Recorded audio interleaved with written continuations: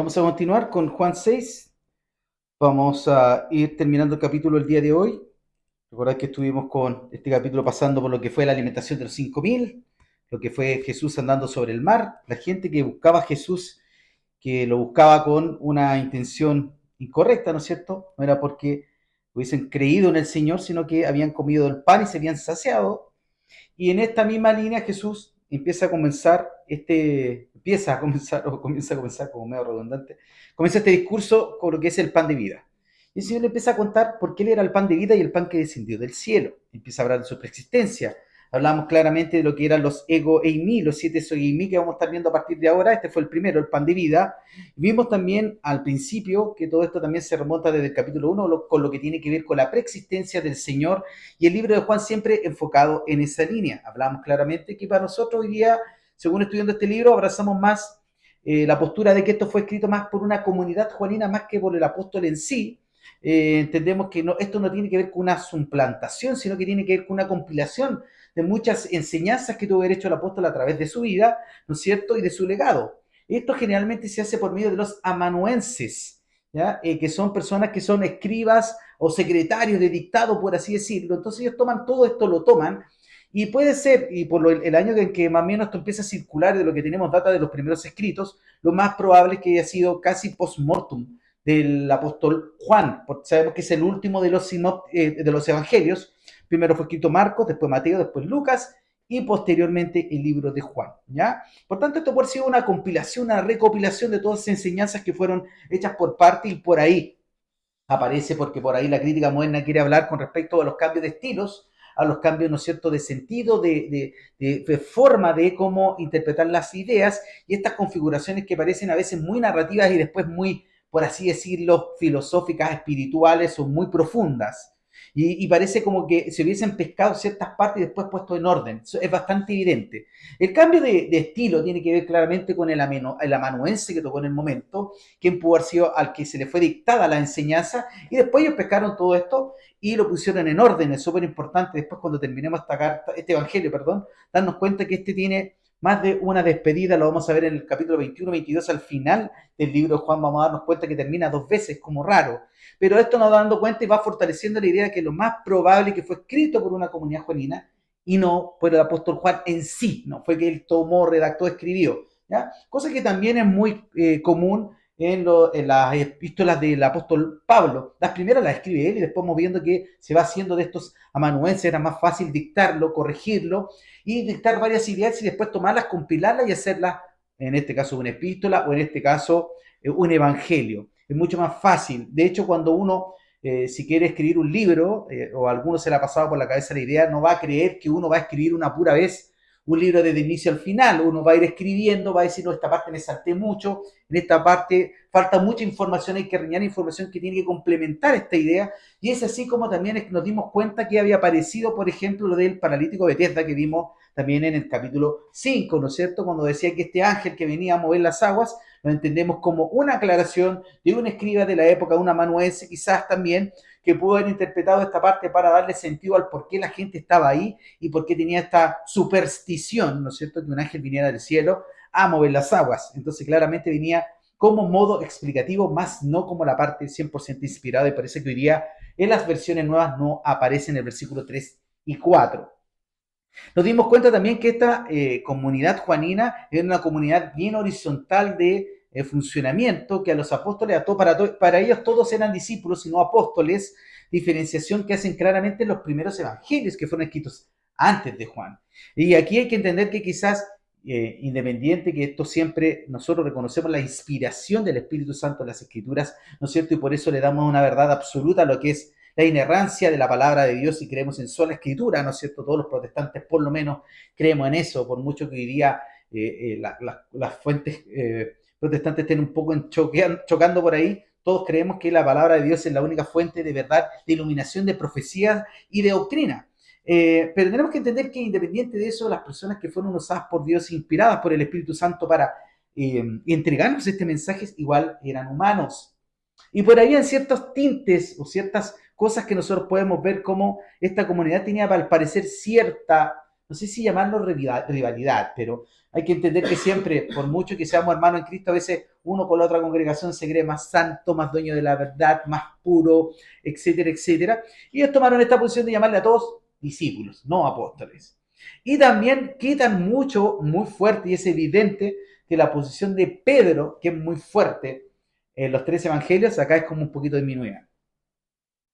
Vemos cómo esa posición también es sacada del medio. Es llamativo también. Entonces vemos también que había una cuestión que ellos estaban más en Siria de Antioquía, y el apóstol Pedro y todos los demás después de Jerusalén estaban más en Antioquía mismo. ¿Ah? Entonces había una rivalidad, eran como dos fuentes madres de lo que era la inspiración con respecto a lo que eran los mensajes de Jesús, y entendiendo también que después esta comunidad juanina se gozaba, se jactaba un poco de tener al único apóstol vivo. Y es por eso que por ahí que tomaban lamentablemente ciertos legalismos y ciertas cosas que todos teníamos como ser humano, y que por ahí le dieron un prisma. No es algo que esté mal, porque el Señor así nos permite tener distintas visiones de lo que fue el mensaje, la vida, ¿no es cierto?, y el ministerio de nuestro Señor en la tierra. Por tanto, hay que entenderlo de esa manera, y no es una contradicción, sino más bien es un complemento que el Señor nos permite tener ahí para nuestra edificación. Así hay que verlo. ¿No es cierto? Vamos a ver, hoy día vamos a complementar lo que vimos la semana pasada, que quedamos en el versículo 51, con lo que era respecto al pan de vida. Vamos a ver cómo el Señor se muestra a sí mismo ya directamente frente a todas las personas que estaban ahí entre sus discípulos, personas que eran las que habían quedado, que lo buscaban, ¿no es cierto?, después que el Señor había cruzado el mar, y venían a Él por los panes y los peces. El Señor le dijo, no venís solamente porque viste los milagros y creíste, sino porque comieron el pan y se saciaron, por eso están acá, tienen hambre de nuevo. Por eso que están aquí, no están necesariamente porque han creído en el mensaje que traigo, ni que crean que soy la persona que soy, sino netamente por los panes y los peces. El Señor aprovecha en este momento que habían fariseos, escribas, gente que lo seguía y sus discípulos, para hacer, ¿no es cierto?, un postulado bastante potente con respecto a lo que Él era. Y Él se refiere a sí mismo como el pan de vida. Y vamos a ver varias cosas que son bastante llamativas y son complejas de analizar si lo entendemos a la luz también en la época que se está narrando esta idea, en este caso con este público objetivo, que eran los que habían visto los milagros, los fariseos, los escribas, los saduceos, ¿cierto? Los fariseos, escribas y saduceos, y sus discípulos. Los oyentes aceptaban la idea de que Dios enviara pan del cielo, pero se escandalizaron cuando el Señor afirma que ese pan era su propia carne, ¿no es cierto? Nosotros después lo entendemos que ese era lo que tenía que ver un poquito con la Pascua, y el Señor, y Juan sobre todo, enfoca muy fuerte la idea del Cordero de Dios y la parte de pascual del sacrificio del Señor. Es un libro también que vamos a ver después en la Pasión, que más que todo hay una diferencia entre los sinópticos con respecto al día que es sacrificado el Señor. En el caso de Juan lo ponen en el mismo día que se sacrificaba en el templo el Cordero Pascual, lo hacían, el Señor estaba muriendo. Hay una diferencia, una pequeña, y esto habla muy bien cuando una verdad es verdad. En historicidad, si los relatos, y también pasa mucho en el derecho con los testigos, si los testigos hablan una cuestión demasiado eh, perfecta, en el relato obviamente hubo una cuestión que se nota que se pusieron de acuerdo. ¿Ah? Y esto habla muy bien de la historicidad bíblica, porque cómo se valida, ¿no es cierto?, históricamente todo esto tiene que ver con relatos tempranos, con testigos oculares de lo que pasó, y los escritos tempranos que existan de esa narración. Sabemos que la Biblia es rica en cuanto a lo que es la historicidad bíblica y a todo este material, que por tanto lo que hace verídica una historia es la historia misma. ¿Ah? Hay que entender eso. Por eso que cuando la gente viene a nosotros y nos dice, ¿cómo tú no sabes que eso lo escribió Juanito o Diego o Luchito? Sabemos claramente que tenemos fuentes cristianas y no cristianas para defender el legado, la historia y la vida de Jesús. Inclusive la resurrección, porque los relatos son muy llamativos, son muy consecuentes, son variados, y hay muchas culturas narrando la misma situación. Por tanto, que por algo que tenemos, y siempre es un estandarte para nosotros los cristianos defenderlos antes de Cristo y después de Cristo, es un personaje tan potente a nivel universal que es muy difícil desmentir su historicidad. Entonces aquí el conflicto intelectual no pasa porque ellos no creyeran que el Señor podía mandar pan del cielo, sino tienen un problema con la preexistencia del Señor, con que el Señor fuera este pan, y también deja de ser un conflicto intelectual, ya que ellos empiezan a tener empiezan a caer en la idea de cómo conjugar estas cuestiones y no pueden entenderlo espiritualmente, ¿no es cierto? Vamos a ver que acá también los discípulos al final del pasaje tienen que tomar una decisión. Y ahí hay una cuestión, una verdad que nosotros tenemos que hacernos siempre como pregunta a nosotros mismos, el que si vamos a seguir al Señor, si vamos a seguir a Cristo, aún a veces no entendiendo el 100% de lo que el Señor quiere decirnos y también a dónde nos lleva. Es muy importante entender eso, ¿no es cierto? La convicción de lo que no se ve, como dice la Escritura, ¿no es cierto? Certeza es lo que se espera, pero convicción es lo que no se ve. Y el Señor siempre en esto me gusta mucho esa analogía que habla con respecto a cómo es la iluminación del entendimiento cuando el Señor nos va guiando. El Señor no nos permite ver al final del túnel, sino como un casquito minero nos va mostrando un poquito lo que está adelante en el siguiente paso. ¿Qué busca esto? ¿Qué busca esto? ¿Qué busca el Señor con esto? Busca tenernos ciertos anclados a Él, sujetos a Él, porque primero, como vamos a ver más adelante, separados de Él nada podemos hacer, y por otro lado también somos muy dados como seres humanos a nuestra independencia, a buscar, ¿no es cierto?, dejar el consejo, el soporte, la guía y la soberanía del Señor de lado y queremos hacer nuestra propia voluntad, ¿no es cierto? Entonces vamos a ir a leer el del versículo 52 al 71 y vamos a empezar con el desglose. Vamos a ir a leer entonces del 52 al 71, que fue donde quedamos, y vamos a ver varias ideas que están juntas en este pasaje, que ya se vuelve un poquito más, podríamos decir, complementativa con lo que estamos viendo y lo que hicimos como introducción. Entonces los judíos, versículo 52 dice, entonces los judíos contendían entre sí diciendo, ¿cómo puede este darnos a comer su carne? Jesús les dijo, de cierto os digo, si no comieren la carne del Hijo del Hombre y bebiereis su sangre, no tenéis vida en vosotros. El que come mi carne y bebe mi sangre, tiene vida eterna, y yo le resucitaré en el día postrero. Porque mi carne es verdadera comida y mi sangre es verdadera bebida. El que come mi carne y bebe mi sangre, en mí permanece y yo en él. Como me envió el Padre viviente y yo vivo por el Padre, asimismo el que me come, él también vivirá por mí. Este es el pan que descendió del cielo, no como vuestros padres.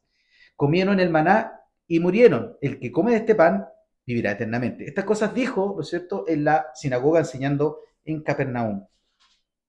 Al oírlas, muchos de sus discípulos dijeron, dura es esta palabra, ¿quién la puede oír? Sabiendo Jesús en sí mismo que sus discípulos murmuraban de esto, les dijo, ¿esto os ofende?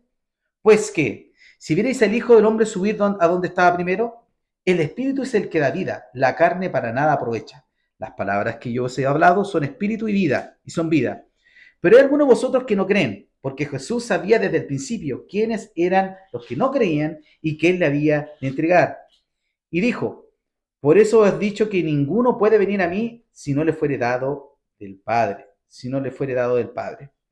Desde entonces muchos de sus discípulos volvieron atrás y ya no andaban con él. Dijo entonces Jesús a los 12, ¿queréis acaso iros también vosotros? Le respondió Simón Pedro, Señor, ¿a quién iremos? Tú tienes palabras de vida eterna. Y nosotros hemos creído y conocemos que tú eres el Cristo, el Hijo del Dios viviente. Jesús le respondió, ¿no he escogido yo a vosotros los 12 y uno de vosotros es diablo?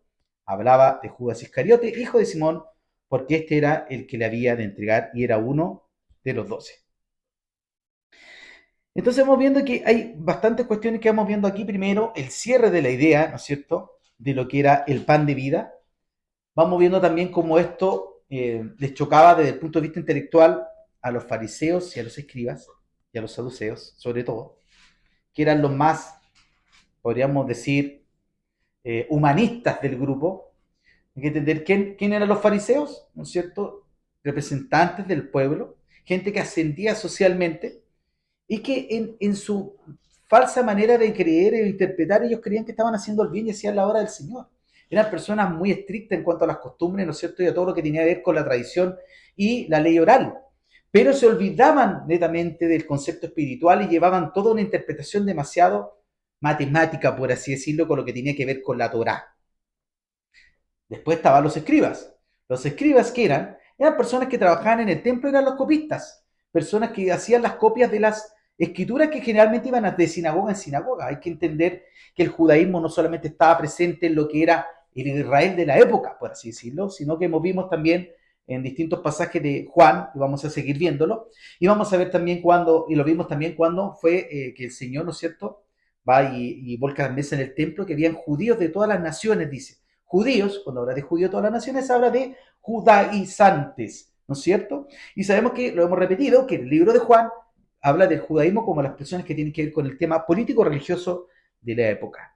Y entender que el judaísmo estaba esparcido en toda la zona donde estaban ellos, inclusive en Europa, en África y en ciertos lugares de Asia. Por tanto, habían sinagogas, lo podemos ver después, cuando nos toque estudiar el libro de Hechos, vamos a ver cómo el apóstol Pablo iba en ciudades donde habían gentiles y también habían sinagogas. Y pasaba siempre primero a la sinagoga a enseñar y demostrar por medio de la escritura, dice el libro de Hechos, que el Señor Jesucristo era el Mesías. ¿Ya? Siempre lo hacía de esa manera. Por tanto, hay que entender que estas copias tenían que ir a ciertos lugares, sobre todo no a sinagogas. Por tanto, estaban los escribas también que hacían estas copias.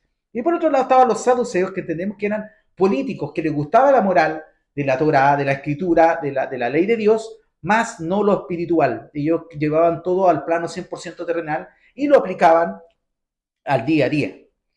Por tanto, independiente de que tenían estas, ¿no es cierto?, variaciones, por así decirlo, de jurisdicción, de forma de cómo veían el trabajo mismo de lo que era el Evangelio de Dios para ellos,